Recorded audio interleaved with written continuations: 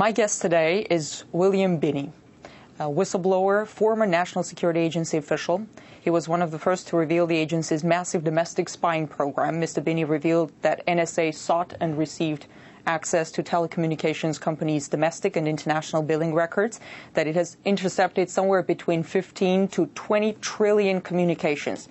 Mr. Binney also claims that in order to cover its warrantless surveillance, the agency concealed it under the patriotic-sounding name Terrorist Surveillance Program. Mr. Binney, thank you so much for coming.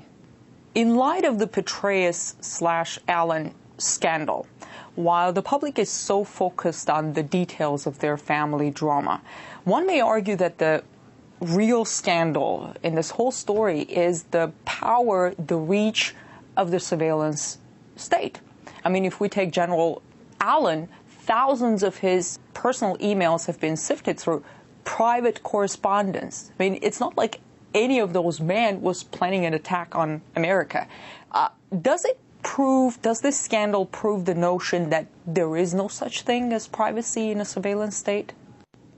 Well, yes, that's what I've been basically saying for quite some time, is that the FBI has access to the data collected, which is basically the emails of virtually everybody in the country, and the FBI has access to it. All the congressional members are on this surveillance too. It's not, no one's excluded. They're all included. So yes, this can happen to anyone if they become a target for whatever reason. If they are targeted by the government can go in, or the FBI or other agencies of the government can go into that database, pull all that data they've collected on them over the years, and reanalyze it all. So retroactively analyze everything they've done over the last 10 years at least. And it's not just about those who could be planning, who could be a threat to national security, but also those who could be just... It's everybody. I thought the Naris device simply takes in the entire line, so it takes all the data. In fact, they advertise. The way they advertise, they can process the lines at session rates, which means 10 gigabit lines. That's the Naris, not the STA6400, but I forget the name of it. There's another device that they have that does that, but it does it at 10 gigabits. That's why they're building Bluffdale, because they have to have more storage because they can't figure out what's important, so they're just storing everything there. So all that email is going to be stored there for the future, but right now it's stored in different places around the country. But it is being collected and FBI has access to it. You mean it's being collected in bulk without even requesting the providers? And then what about Google, releasing this biannual transparency report and saying that the government's demands for personal data is at an all-time high, and for all of those requests in the U.S., Google says they complied with the government's demands 90% of the time. But they're still saying that they're making the requests. It's not like it's all being funneled into that storage. What do you say to that? Well, I would assume that that's just simply another source of the same data they're already collecting. Mark Klein, in his declarations in the court about the AT&T facility in San Francisco, documented the NSA room inside that AT&T facility where they had Naris devices to collect data off the fiber optic lines inside the United States. So that's kind of a powerful device that would collect everything that was being sent. It could collect on the order of over 100 billion 1,000-character emails a day, one device. So that gives you an idea of the magnitude of the kind of collection that's going on. Well, you're saying they sift through, those are billions of emails. Yep. I wonder, how do they prioritize? I mean, is it like foreign nationals first? How do they prioritize? How do they filter it? I don't think well, first of all, I don't think there's any filtering. They're just going to store it all, okay? So then it's just a matter of selecting it when you want it. So if they wanted to target you, they would take your attributes and go into that database and pull out all your data. That's what I was going to ask. Are they reading my Gmail? I don't know. I should say there is no Afghanistan general in my mailbox. I know. Do you think now that I said that, they will stop looking into my mailbox? I don't think that will make any difference, no. If they had you on the target list, you're on the list. So. Were you on the target list? I'm sure. I believe I've been on it for quite a few years, yeah. So I keep telling them everything I think of them in my email, so that when they read it, they'll understand what I think of them. Do you think we should all leave messages for the Absolutely, NSA sure. in our mailbox? Sure. Mr. Binney, you blew the whistle on the agency when George W. Bush was president. With President Obama in office, in your opinion, has anything changed at the agency?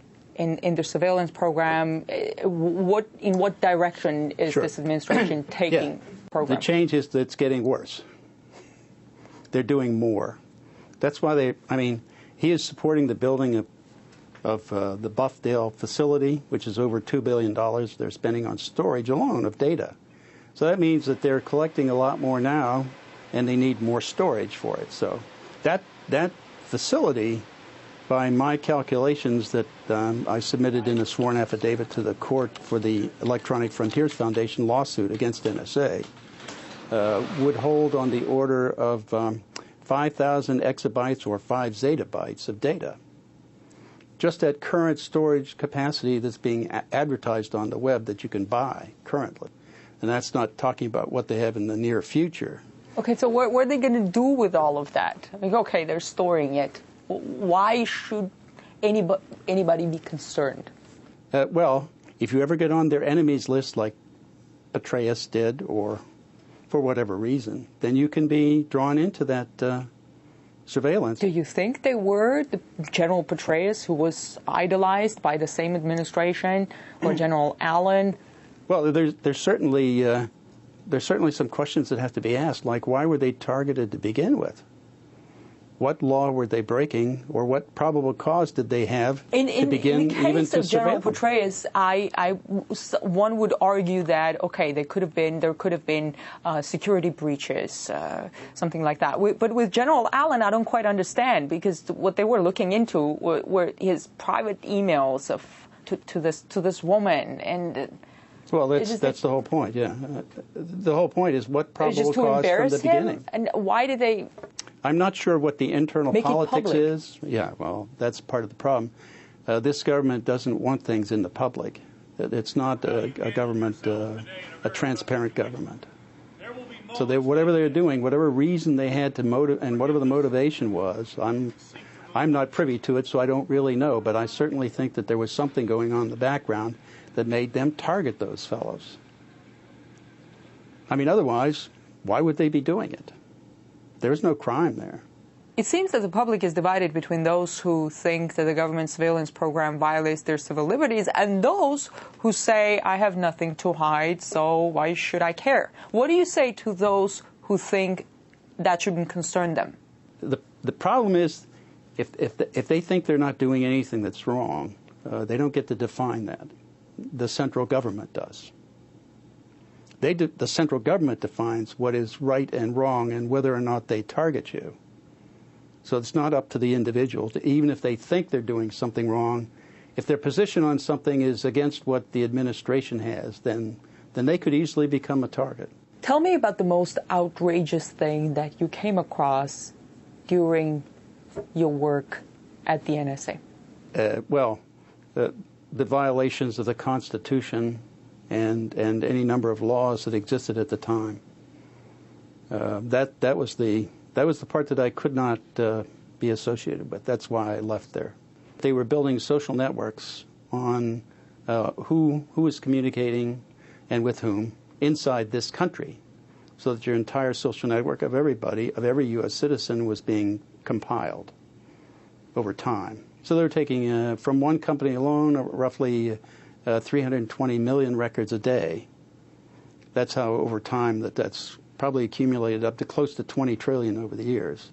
The original program that we put together to handle this, to be able to identify terrorists anywhere in the world and alert anyone that they were under jeopardy, would have been able to do that by encrypting everybody's communications except those who were targets, so that in essence you would protect their identities and the information about them until you could develop probable cause, and then once you showed probable cause, then you could do a decrypt and target them.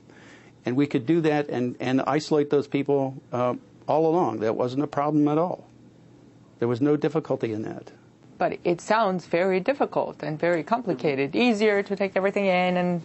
No, it's easier to use the graphing techniques, if you will, of the relationships for the world to filter out data, so you don't have to handle all that data, and it doesn't burden you with a lot more information to look at than you really need to solve the problem. So, do you think that the agency doesn't have the filters now? No.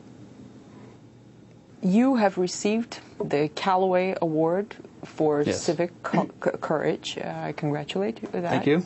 On the website, in the press release, it says it is awarded to those who stand up for constitutional rights and American values at great risk to their personal and professional lives. Under the Code of Spy Ethics, I don't know if there is such a thing. I assume, well, not. Your former colleagues, they probably look upon you as a traitor. How do you look back at them? Oh, that's pretty easy. They're violating the foundation of this entire country, of what our entire foundation, of why this entire government was formed. It's founded with the Constitution and the rights given to the people in the country under that Constitution. They're in violation of that. And under Executive Order 13526, Section 1.7, governing classification, you cannot classify information that just to cover up a crime, which this is. And that was signed by President Obama. Also, President Bush signed an earlier executive order, a very similar one. If any of this comes into the Supreme Court and they rule it unconstitutional, then the entire house of cards of the government falls. What are the chances of that? What are the odds? Well, the government's doing the best they can to try to keep it out of court. And, of course, we're trying to do the best we can to get into court. So we just thought it deserves a ruling from the Supreme Court, ultimately. The court is supposed to protect the Constitution. All these people in government take an oath to defend the Constitution, and they're not living up to their oath of office. Thank you. Thank you for the interview, sir. Yeah.